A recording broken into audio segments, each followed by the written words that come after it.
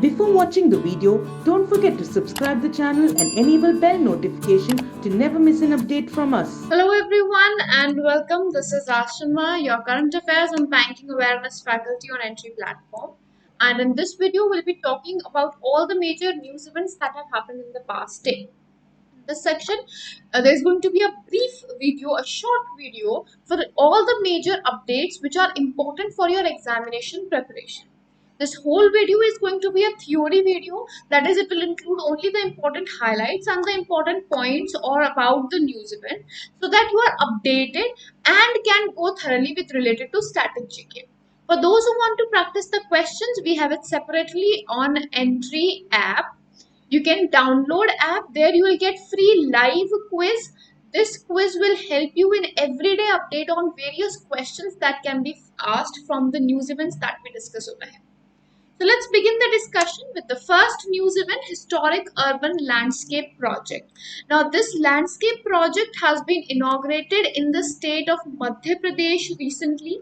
What is the significance of this project and where has it been launched? Talking about that, it was launched by the Chief Minister of Madhya Pradesh, that is Shivraj Singh Chauhan ji, and this project is of UNESCO. Now, for which cities has it been launched? For the city of Gwalior and Orchha, this project has been launched. Now, both of these cities were added in the Asia Pacific region UNESCO list as the 8th and 9th cities from Madhya Pradesh. These cities are going to be developed by UNESCO, Government of India and Madhya Pradesh government. So the development of these cities is going to involve all the historical improvements and the cultural improvements which pertain in both of these cities. The management has been framed by UNESCO already, and it is going to enhance the tourism sector, create employment opportunities, and furthermore arena. UNESCO's Historic Urban Landscape Project was launched in the year 2011 to develop historical cities by maintaining their cultural, heritage value and historical values.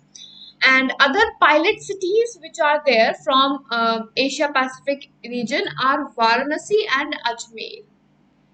Varanasi and Ajmer are the other cities from the Asia Pacific region.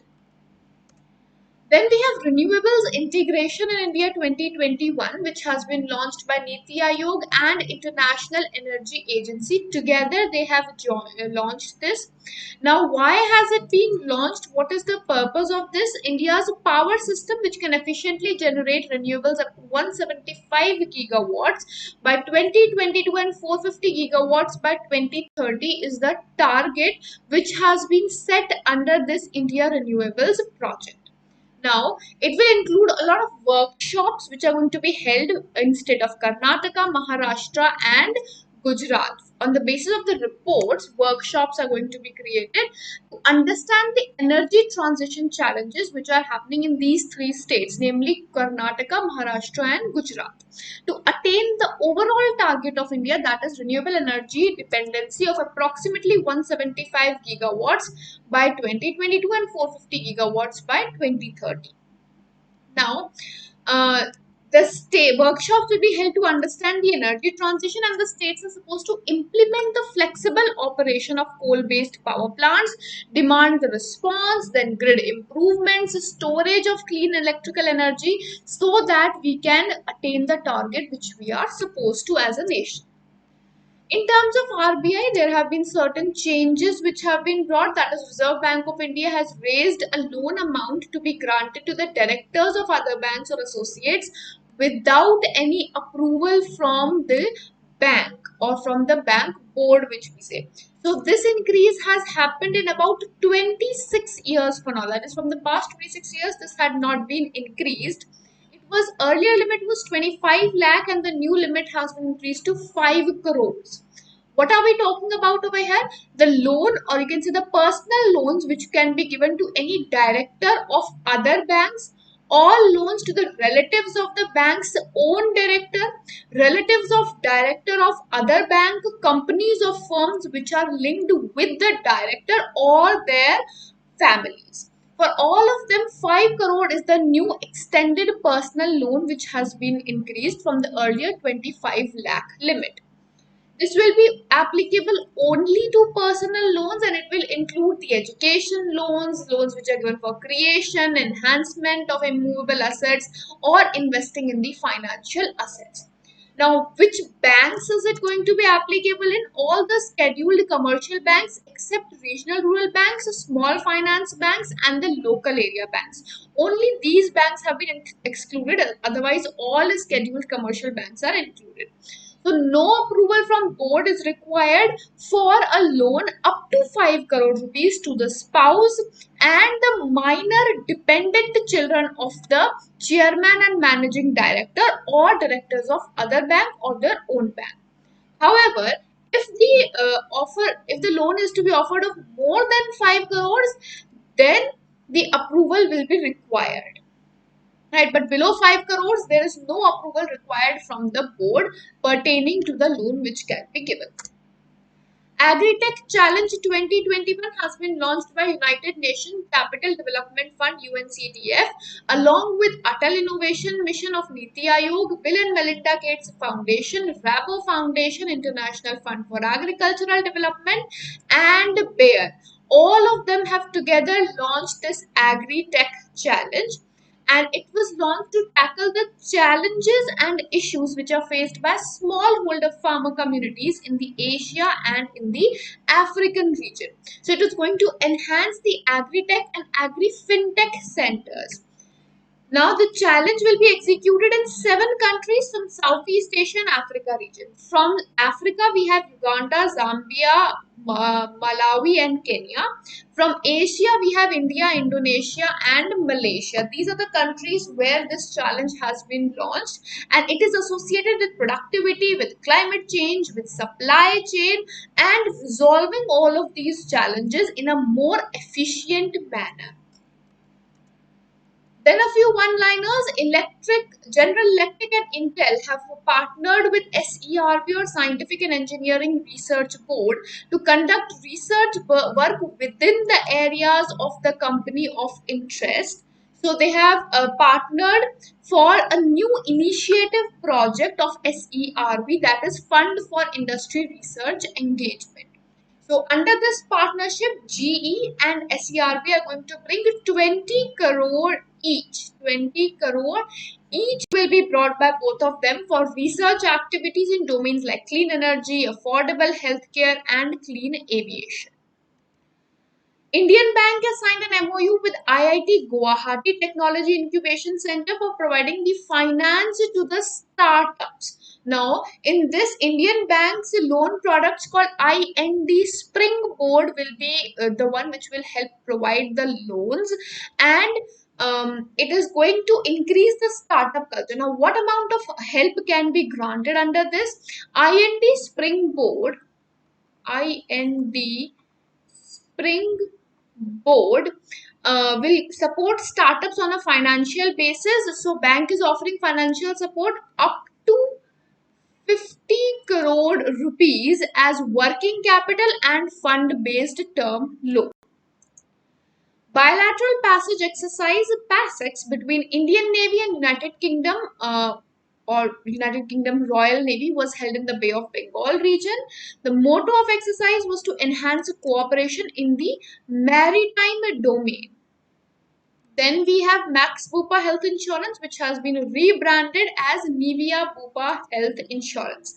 Why has this happened? Because the maximum shareholder, which was Max India, has exited from it, and there was a sale of a huge amount of shares by Max to another brand, which is by the name True North. Therefore, the sale had happened in 2019, and the next 2 years the name is going to be changed, was already proposed. So finally this name has been changed. This new name is going to be effective from December 2021. G20 Environment Ministers meeting was organized in hybrid format and was hosted by Italy, because G20 chairship is with Italy.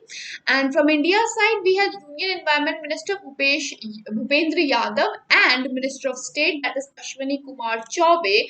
Both of them were representing India, and the efforts were into biodiversity, efficient usage of resources, and sustainable finance. Indian Olympic Association has selected Adani Group as a sponsor of Indian contingent. Already we have sponsorship of Amul and MPL Sports Foundation and JSW Sports, and now a new sponsor has been added, Adani Group. Sweden has joined International Solar Alliance and has ratified, so it has become the latest country to join International Solar Alliance now. Earlier in 2021, that is in February, Italy had joined International Solar Alliance, and now the latest country is Sweden. If we talk about Director General of International Solar Alliance, that is Ajay Mathurji, because the chairship of ISA is with India currently. Then IIT Kanpur has launched a technology innovation hub to define a cyber security solution for anti-drone technologies, intrusion detection systems, and blockchain and cyber physical network. So around 13 startups and 25 research and development principal investigators have been shortlisted after reading all the application processes. And C3I Hub, the name has been given as C3I Hub. Now this hub will work to safeguard the cyberspace and enhance the cyber security. Dalit Empowerment Scheme has been launched by the Chief Minister of Telangana, that is K. Chandrasekhar Rao, and it will be launched in Huzarabad on a pilot basis as of now, that is on a temporary basis it is going to be launched, and it will offer Dalit or scheduled caste families financial support for raising themselves or empowering themselves. Then Ministry of Defence has issued a request of proposal to construct 6 air independent propulsion fitted submarines, that is Project 75 India or P75 for Indian Navy. The total cost is approximately 40,000 crores and it has been issued to MS Mazagaon Dock Suppliers Limited or Mazagaon Dock Suppliers and Larsen and Torbro, L and P. They are the ones which have been shortlisted for the project. Liverpool Maritime Mercantile City of UK has been delisted from UNESCO World Heritage Site, that is, it has lost the voter and therefore it has been removed from UNESCO World Heritage Site. Now, UNESCO World Heritage Committee was chaired by, or the current chairperson is Tian Juenjin.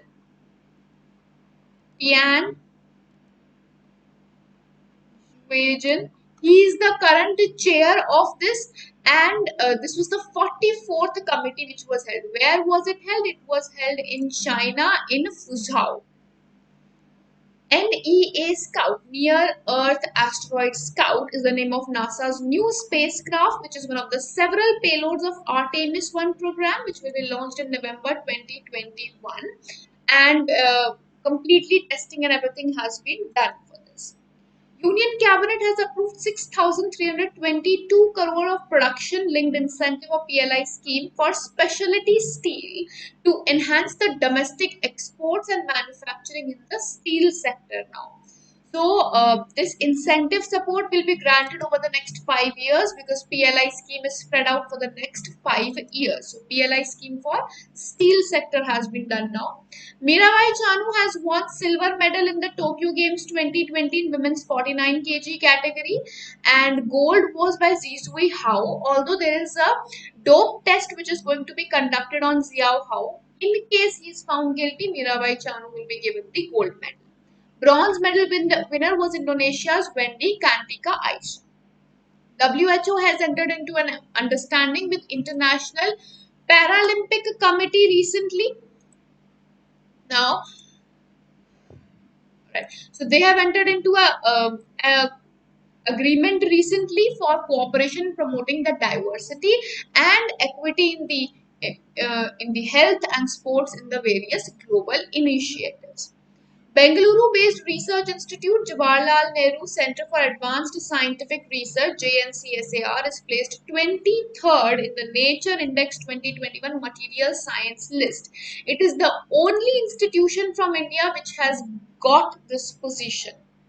In the top position was SJTU of China. SJTU is Shanghai Jiao Tong University. Then we have India, which has scored 90.32% in UN Global Survey on Digital and Sustainable Trade Facilitation 2021.